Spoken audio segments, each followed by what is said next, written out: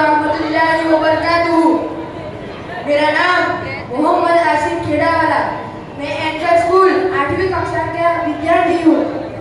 आज के इस प्रोग्राम में उपस्थित सभी लोगों का मैं दिल से शुक्रगुजार हूँ।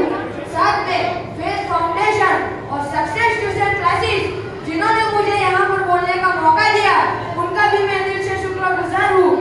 आज का यह दिन यानी स्वतंत्रता के दिन के ऊपर पूरे मुल्क में खुशी मनाई जाती है। हमारे देश को आजाद होने से पहले अंग्रेजों की काली गुलामी में रहना पड़ा था। हमारा देश 100 सालों से भी ज्यादा अंग्रेजों की गुलामी में रहा और हमारे स्वतंत्रता सेनानी जिन्होंने अपना खून और बलिदान दिया, तब जाकर हमारा देश आजाद हुआ है। ऐसे ही हमारे स्वतंत्रता सेनानी शहीद भगत सिंह के बारे में आज मैं कुछ बातें करना चाहूँगा। भगत सिंह का जन्म 28 सितंबर 1907 के दिन पंजाब के बंगा गांव में हुआ था। वे एक देश सेवक के बेटे थे। जब उनका जन्म हुआ तब उनके पिताजी जेल में थे और उसी दिन उनको जेल में से आजाद किया गया था।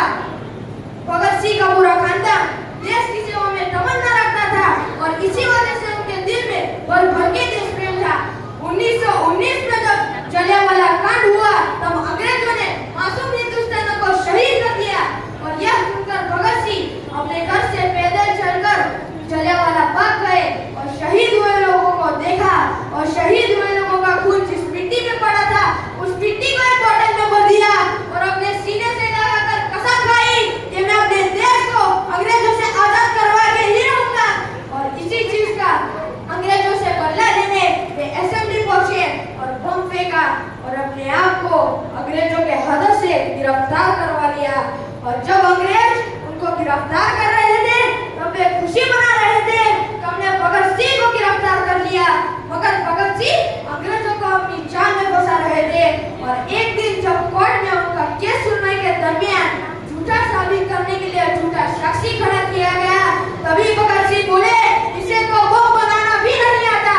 तभी वह बम बनाने की सारी तरकीबें बोलता गया और मीडिया वाले लिखते गए और ऐसे ही चालाकी करके भगत सिंह ने बम बनाने की सारी तरकीबें लोगों तक पहुंचाई। और यह सुनकर अंग्रेजों को पता चल चुका था अगर यह बंदा जिंदा रह गया तो हमारा नुकसान है।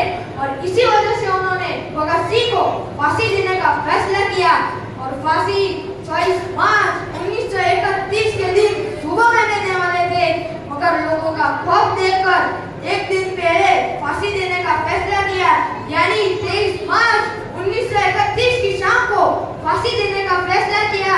और जब उनको जेल में से ले जा रहे थे तब वे खुशी खुशी कहने लगे मुझे फांसी न दो, मुझे 2 गोली मार दो कि क्रांतिकारी हमेशा गोली से ही मरते हैं। मगर अंग्रेजों ने उनकी एक न सुनी और भगत सिंह ने फांसी के फंदे को चूमा और इतने जोर से इंकलाब के नारे लगाने लगे कि लाहौर जेल की दीवारें हिल गई और खुशी खुशी अपने दोनों दोस्तों को गले लगाया। और तभी जल्लाद ने फांसी की रस्सी को खींच लिया और अपने मुल्क के लिए हमेशा हमेशा के लिए शहीद हुए भगत सिंह। और यही